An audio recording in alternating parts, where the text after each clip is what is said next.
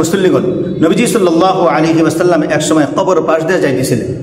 হঠাৎ করে দাঁড়িয়ে গেলেন এবং বললেন যে এই দুইটি কবরে আযাব হইতেছে, আর আযাব বড় কিছু গুনার কারণে নয়, ছোট গুনার কারণে আযাব হইতেছে। কি গুনাহ?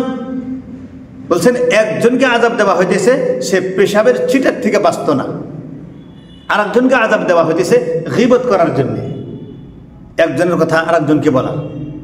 গীবত এরকম অন্যজনের অনুপস্থিতিতে তার ব্যাপারে এরকম কোনো কথা বলা যে এই কথাটা সে শুনলে সে খারাপ পাবে, তার সে কষ্ট পাবে, এটা হলো গীবত।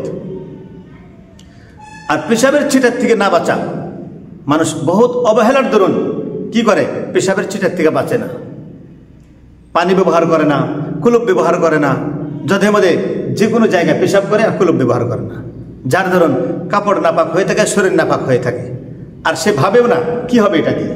আপনি নামাজ পড়েন বা না পড়েন, নামাজ তো পড়তে হবে, নামাজ না পড়লে শাস্তি হবে, কিন্তু আপনার শরীরটা পাক রাখা, আপনার কাপড়টা পাক রাখা এটা তো দরকার।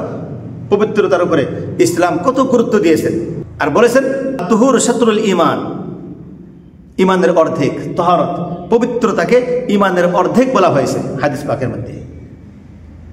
তে কবর প্রথম মঞ্জিল আখিরাতের। হযরত উসমান গনি রাদিয়াল্লাহু তাআলা আনহু কবরের কথা মনে করে, কবরকে স্মরণ করে তিনি এত কাঁদতেন তার দাড়ি মুবারক ভিজে যাইত চোখের পানিতে। কেউ জিজ্ঞাসা করলে যে আপনি তো জাহান্নামের তাজকিরা, জাহান্নামের যখন আলোচনা হয় তখন তো এত কাঁদেন না, কিন্তু কবরের কথা শুনলে, কবরের কথা মনে পড়লে এত কাঁদেন কেন? হযরত উসমান ইবনে আফফান রাদিয়াল্লাহু তাআলা আনহু বললেন যে কবর হলো আখিরাতের প্রথম মঞ্জিল, প্রথম ধাপ। এই ধাপ থেকে যদি কেউ সহজে পার হয়ে যায় তার জন্য বাকি ধাপগুলো সহজ হয়ে যাবে। আর যে এই কবরটা কারোর জন্য কঠিন হয়ে যায় তাহলে পরের ধাপগুলি পার করা বড়ই কঠিন হবে। সেই জন্য আমি এত কাঁদি। মাহতারাম বুজুর্গ দোস্ত, আল্লাহ রাব্বুল আলামিন বিভিন্ন ধরনের কবরের শাস্তি দিয়ে থাকেন।